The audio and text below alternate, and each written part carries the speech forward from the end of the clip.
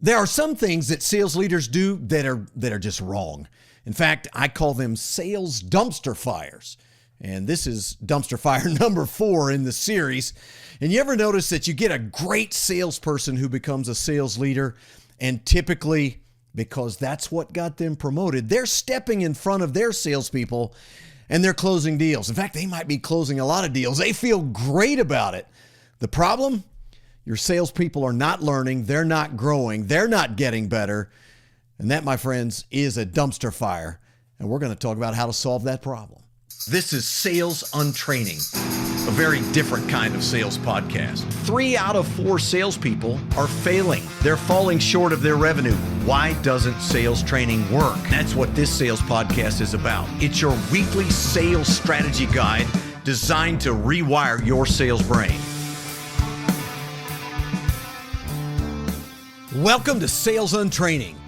Yes, it is your weekly sales strategy guide designed to completely rewire your sales brain. And I hope you'll take a moment. Please like and subscribe the podcast. And if anybody comes to mind, share it with someone who you think could be a part of the conversation on what in the world is wrong with sales training. So much so that there's this podcast called Sales Untraining. Well, there are very good reasons for it, and I've outlined those in great detail in other episodes. So if this is your first time, welcome aboard. Great to have you. Today, sales dumpster fire number 4. Yes, you heard me talk about it in the open. So very, very common. We have a great salesperson. I mean, they're doing fantastically well, just killing it. And so eventually what happens is, because they're upwardly mobile and they want to get promoted and they want to take on positions of authority, they want to change a bunch of things and fix a bunch of things. Eventually, they wind up being offered a management slot. And so we put them into that slot. And inevitably, it seems like the vast majority of the time, they wind up doing something extraordinarily predictable. And that is, they become a self-limiting team of one. Well, they have some assistants, they have some sales people helping them, because those salespeople work for the sales leader, the sales manager, and he or she is supposed to be leading them, which has very specific accountabilities to it that they don't seem to be fulfilling. Why? Because they're closing most of the deals. After all, that is why you promoted me, isn't it? Because I was the best salesperson. And so I get promoted and find out that, well, most people are just not as good as I am. In fact, if I was a part of that team and now I got elevated, I've got all kinds of potential problems that may exist. And so I'm dealing with all of those, the dynamics of the interpersonal relationships of having been one of the team. Now I'm the boss, and how do I deal with that? Inevitably, what happens is I wind up going and closing a lot of deals for you, because that's my thing. I'm good at it. It's what got me promoted again. So what would you expect me to do? Well, listen, this is an enormous dumpster fire for a number of reasons. Number 1, it's not sustainable. Number 2, it doesn't multiply my efforts. So when I say I'm a self-limiting team of one, we can never be more than what I can do. Marginally more, of course, but now I'm the person closing all the bigger deals and, making all the decisions, solving all the problems and reviewing all the presentations and, because I'm the best at it. That's number 2. Number 3, well, it's going to be remarkably frustrating for most every salesperson on the team. Younger salespeople won't like it because they're not getting to grow and develop and adding to their capabilities. Veteran salespeople won't like it because they've been around a while and they know what they're doing. But because I didn't close a deal or two, you start doing it for me or stepping in front of me, and it kills my engagement, and eventually I'm off to somewhere else. But thirdly, you're not creating more experienced, more capable salespeople, no matter who they are. And so you've got 3 very significant problems, and probably more than that. But the reality is that when it comes down to it, it's just not sustainable. I can't tell you how many times I've had conversations with sales managers who are absolutely burnt out. Now, of course, the reasons aren't always exactly the same. They can vary. But I hear many, many times some variation, some iteration of the following. My salespeople are not very capable. I have to close most of the deals. My company's got me doing 300 other things like budgeting and CRM management and working with the marketing team and creating all our sales budgets and quotas and doing annual performance reviews and just about everything has nothing to do with creating revenue, although we think they do, but they don't. And so sales managers get incredibly frustrated. Here's what happens. A, they don't have time to adequately onboard, train, develop salespeople. B, so thinking they're taking a shortcut which will solve the problem, they start making all the decisions, solving all the problems, stepping in front of their salespeople and closing deals left and right when they should be coaching, when they should be developing, when they should be training, when they should be assessing, all the things that are important in terms of developing a team. They're not doing any of those things. And it starts typically because clear expectations were not created. They don't know that their role has changed. They don't have any guidance in this regard. They certainly don't have any experience typically in what it takes to be an effective leader. Yes, we use the term sales manager. Bad term, at least in my book, because when people work for you, you're a leader. Whether you like it or not, you're responsible for the welfare, the well-being, and the growth and development of a team of people. That makes you the leader, and it gives you the responsibility of creating a better team of people. But I don't have enough time, single most common excuse, so therefore I'm not doing any of that. So how do you fill in those blanks? You start doing the selling for them. You start closing the deals for them. You're selling when you should be coaching. And it's just not sustainable because at some point in time, the burden is just too much. I can't deal with this anymore. I can't find good people. Don't have time to find good people. Don't have time to develop people. And it's a self-sustaining journey on a hamster wheel of frustration. And I cannot get off. And so it just flat out doesn't work. The second reason is we don't multiply. It's just an extension of that. But I'm not increasing the capabilities of the team when I'm doing for the team. And you see it all the time. Clearly, way more applications than just sales leaders. I mean, and leaders of all kinds inside an organization. You've got the leader who's just a self-limiting team of one. I do it all. I'm the smartest person in the room. They're not even arrogant about it. They just like, I got promoted, and here's what I do. I'm faster. I'm better. I'm smarter. I'm whatever. And again, take the ego out of it. It just comes easy to me. I mean, you ask really great salespeople why they're great a lot of times, and they'll just look at you and go, I'm just good at it. I've got the gift, the proverbial born salesperson, which we know is not right because they still have to develop a number of skills that are critical. But what they do have is a high degree of emotional intelligence. They connect well with people. They're driven and motivated, so they work hard. There's some things there that lead to the so-called born salesperson, but they don't see it in others.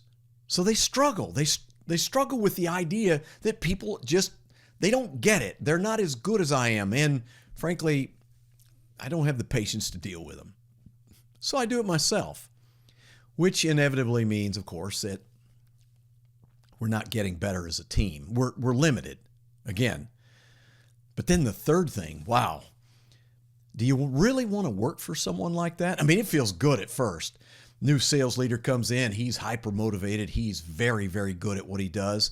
She is really driven. They're fantastic at closing deals. She knows more about the product than anybody. That one of those people or both, they join as a sales leader. I'm pumped.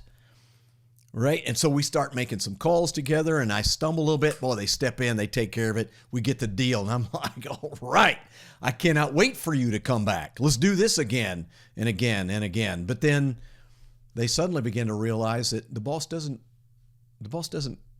trust them. No, the boss knows if it's going to get done, I'm going to have to do it. As the sales leader, I realize you can't close bigger deals. Your win rates are way down. Your capabilities aren't good. There's some things that you don't do. I get frustrated with you. And when I get frustrated with you, you know that. Engagement levels begin to decline, and it's the beginning of the end. Young salespeople, new ones joining the team, they get especially frustrated because their expectation is this is going to be a place where I can grow, I can learn, I can develop. And great salespeople, a lot of times, they don't have the motivation to stop and teach and coach like they should. They're selling when they should be coaching, developing talent. I mean, I refer to leadership as taking potential and transforming it into real performance. And as a leader, if you're not doing that, if your people aren't getting better as a result of you being their leader, then you're not a leader. You're just not. I'm sorry, you're not. The whole idea of leadership is to create vision and direction, to define where we're going, to get everybody rowing in the same direction at the same time that enables us to be better as a team than we are as individuals. And I'm the person responsible for that.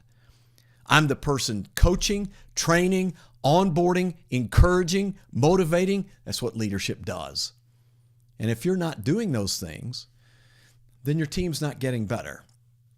And engagement levels drop dramatically.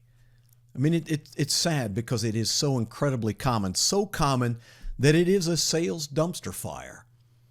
That you have really capable salespeople promoted into sales management who are selling when they should be coaching. Well, coming up next, I'm going to show you how to take that new sales manager, the one you just promoted, and get them started down the exact right track to completely avoid this problem.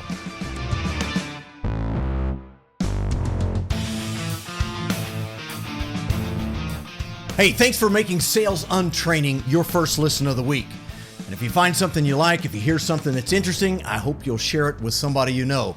You can find out more about me at bizlockerroom.com or email me, kelly@bizlockerroom.com. Now back to the show. I think this is the big bear trap that we get caught into, because I'm going to see a salesperson and I'm going to make some snap judgments within the first 60 seconds about, can you help me? Are you a consultative expert? Are you a trusted advisor? Are you someone that immediately exudes credibility, asks the right questions, gets me into a dialogue about me and my business and things that matter to me? Or are you like 9 out of 10 salespeople that walk in the door and immediately want to start selling me something? Because after all, Kelly, that's what we pay salespeople to do, right? We pay them to sell. So they get in front of a client, prospect, a buyer, customer. They've got a need. Welcome back to Sales Untraining. Well, if we're going to solve this problem, if we have managers who are selling when they should be coaching, if they're stepping in front of their salespeople all the time, if that's been your experience or you want to avoid it altogether, let me give you an exercise for a new sales leader. I don't care if you're promoting them from within or you're bringing them from outside. Doesn't really matter what the scenario is. You can get them started down the right track very, very quickly by giving them a very specific exercise to do, a very specific project. And that is, what I would do is take that sales leader in the first 30 days and say, we will get to all of the details. In fact, we may have to cover a few of them. Maybe there's budgets to be done or what. Okay, we'll do some of that. I get it. But the first 30 days, here's what I want. I want you to ride with your salespeople. I want you to make joint calls.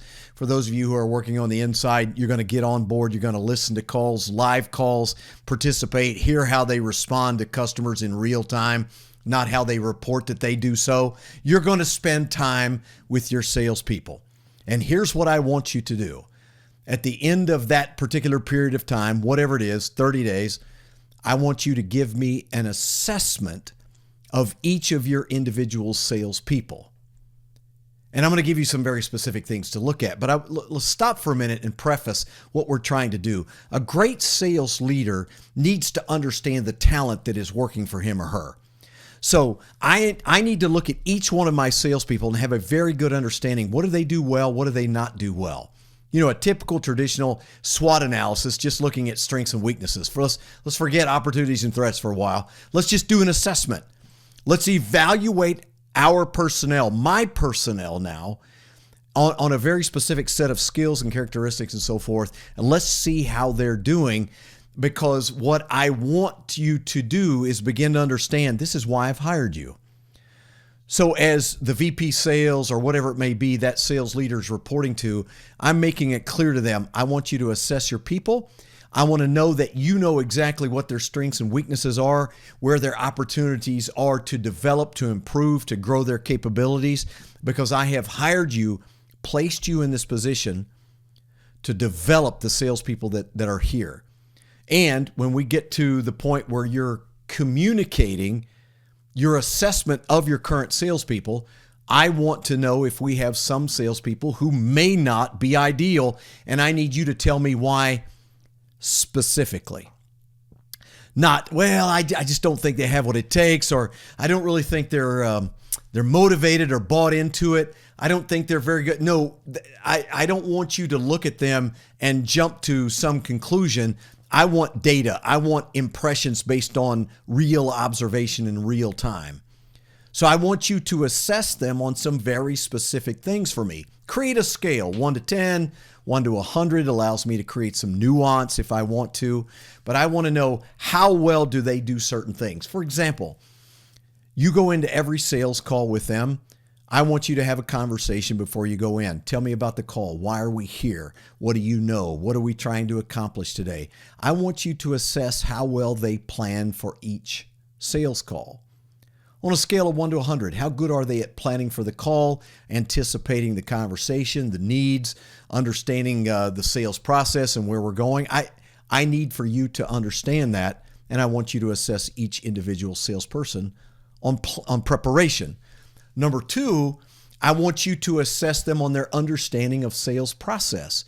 How well do they take each customer through the sales process? Can they take each of the calls that they're making or each of the opportunities that they're working and very specifically tell you where they are in the process?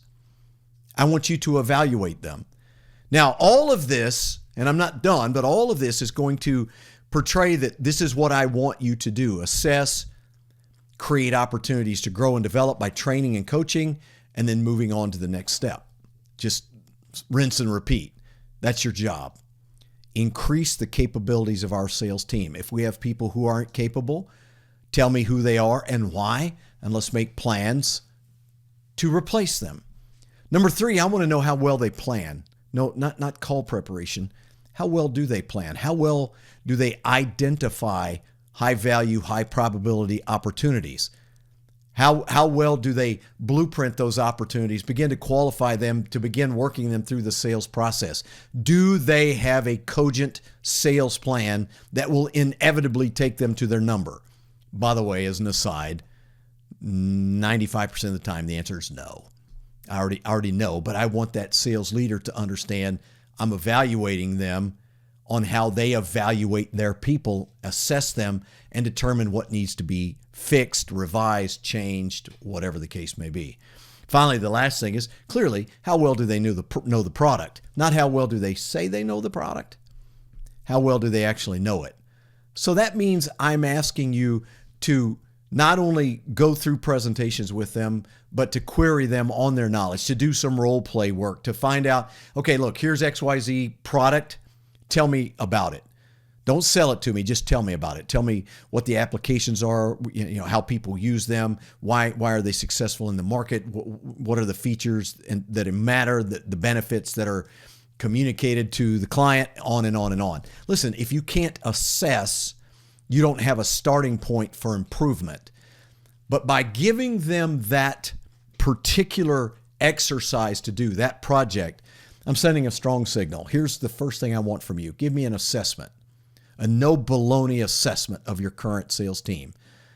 The last thing I want you to assess them on is selling skills.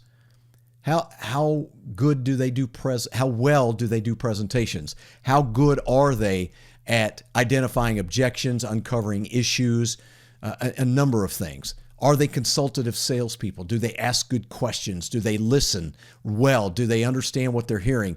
All of these things, I mean, it's what a sales leader should be doing, but I'm going to give them the assignment to do it. Come back and report and give me a data-driven assessment. Where do you put this salesperson overall? 95, 83, 62, worse?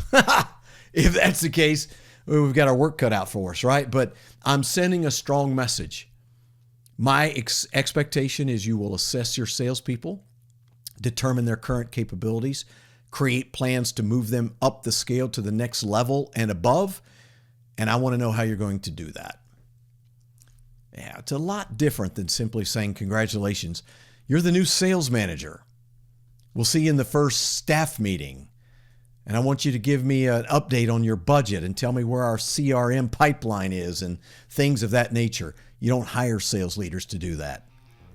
You hire sales leaders to develop capable teams. I'm Kelly Riggs. We'll see you next time. Sales Untraining. Sales Untraining is a production of Business Locker Room and Pod About It Productions. Music and editing by Doug Branson. To get more Kelly, visit bizlockerroom.com.